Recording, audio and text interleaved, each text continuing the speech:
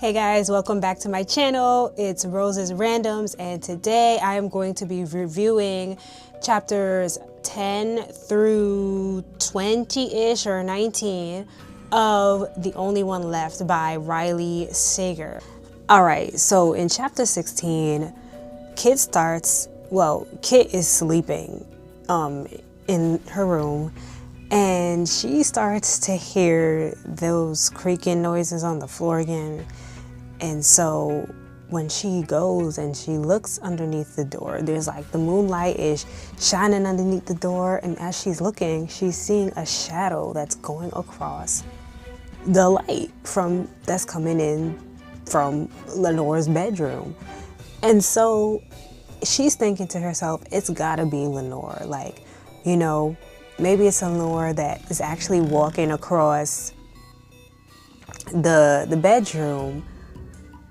But then she's like, Lenora's 71 years old. She's in a wheelchair. There's no possible way that it's her. And so, you know, she thinks, okay, you know what? In the morning, this is all gonna make sense. Little does she know, it's gonna make even less sense when it comes to the morning time, right? So she wakes up Lenora the next morning and she's like, you know, I saw this going on in your room last night. Tell me what it was. I know that you know what it was. And Lenora starts typing on the typewriter and she's like, it was my sister Virginia. So in chapter 17, Kit is like, you know what, I gotta get out of here. So she runs to call her supervisor, Mr. Gerlain, and she's like, I have to get out of here, I have to leave here. Like, she doesn't care anymore. She's like, is there another assignment? But Mr. Gerlain is like, nope, I assigned the caretakers, you have to work here, it doesn't matter. Right? And so she decides, you know what, I'm resigned to working here for now, but she gets off the phone and she's still like, I still gotta leave out of here. But for right now, the only thing that I can do is try and figure out where these noises are coming from. And so she starts looking around Lenora's room, and you know, she's on the terrace or whatever it is of Lenora's room. And as she looks out, she sees something jutting out from the rocks. And she sees like a body, she sees a head, then a hand, and then she realizes that this body must be the body of Mary, the previous caretaker who supposedly left abruptly. Okay, so now we're in chapter 18, and supposedly there are no other detectives around because, you know, Hope's End is a little far out from where Kit actually lives. And the same detective, Vic, that was investigating her mother's suicide, presumed suicide, he's the same detective that drives out to Hope's End to investigate this death of Mary. So he gets there, and apparently he's already been informed about certain things, because he starts asking Kit, oh, do you like working at Hope's End? And Kit lies and she's like, no. But then he's like, well, I know that's not true because I spoke to Mr. Gerlain, you called him, right? So apparently Mr. Gerlain called him like 15 minutes prior to him getting to Hope's End. And so he knows that Kit like called him to ask him for if she could leave, right? And like, I don't know why this would even make Kit suspicious, because like everyone knows who lives there and everyone knows what happened at that house. And it's only been like, what, 3 days or something like that Kit has been working there.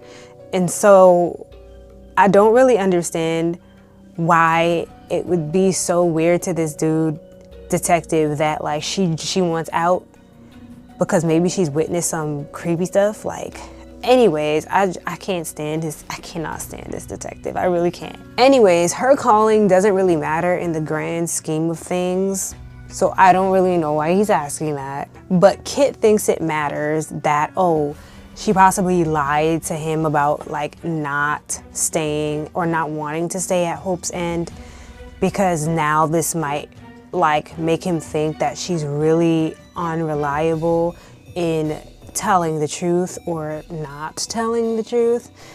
And this could affect how he looks at her for her mother's death.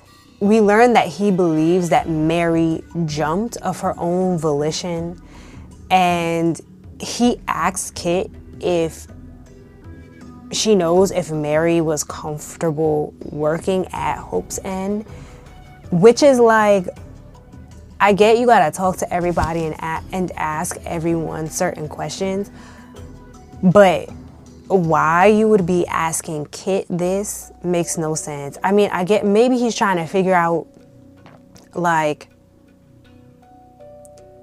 maybe he's trying to figure out what people have told her, but it just doesn't make sense, because you could ask anyone else that who was working with Mary.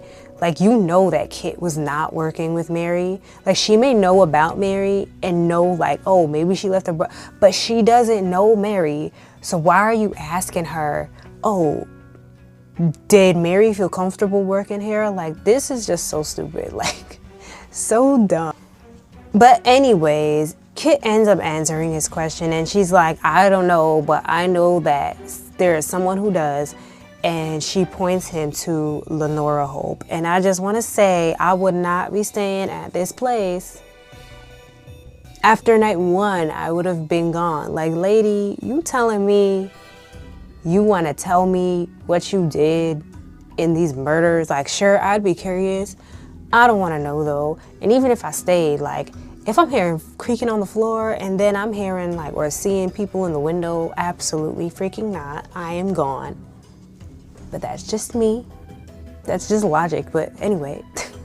So in chapter 19, as you know, they're going up the stairs and Kit is talking to him. He offhandedly mentions that, like, she's talking to him about the house, and like he offhandedly mentions to her that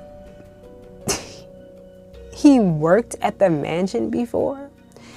And it was only for a summer, but it was the summer of 1929, the time that the murders took place. And first of all, everybody got a connection to this place somehow, right?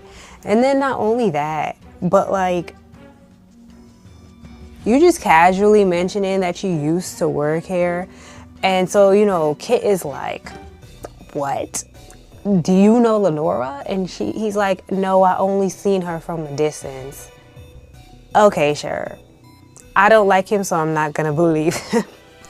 So the detective comes and he meets Lenora and he wants to ask her questions, but he's asking her questions that require more than a yes or no, because if you remember, she taps twice for yes, taps once for no, but he needs more than that.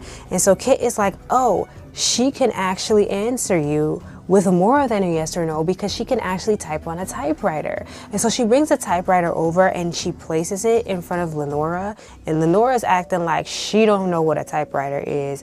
She has no idea what to do with this typewriter. So now the detective is looking like at Kit like, oh, you're lying. I know, like, there's no way she could actually type on this thing. And I'm like, okay, now you just don't want to believe anything at all that this lady says. Like, why is she gonna lie about a woman being able to type on a typewriter in front of you? Like, what? Like, how delusional do you really think that she is? Like, this is so stupid. Like, not once does he think that maybe the lady didn't want to type in front of him.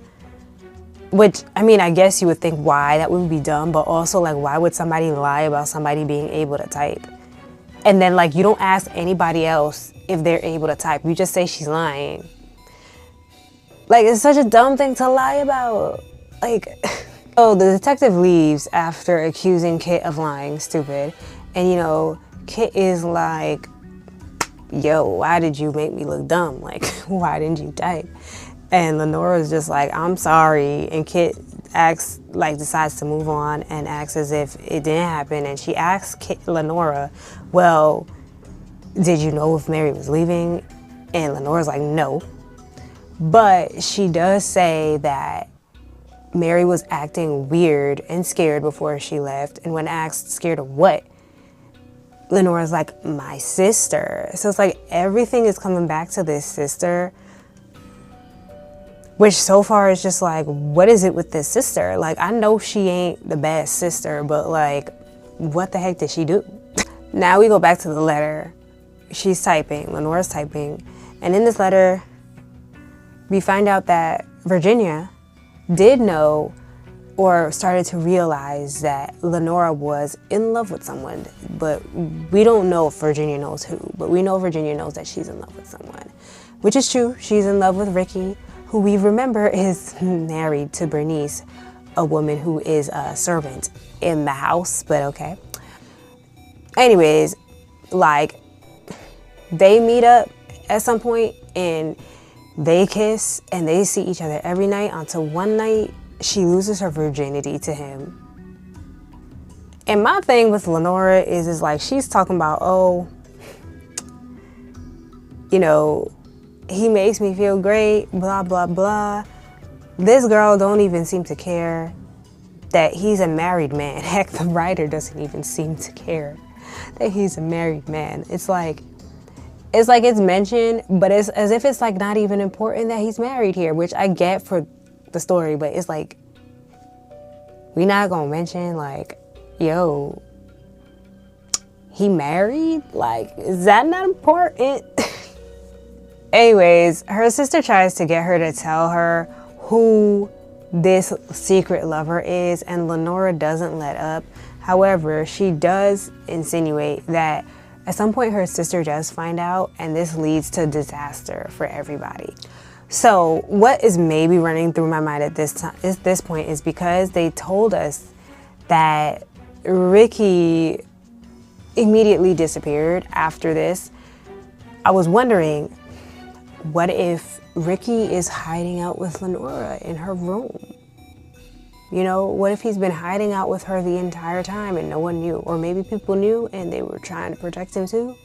Like, but what if they've been hiding out, he's been hiding out this entire time? What if it's him? So that's one of my theories.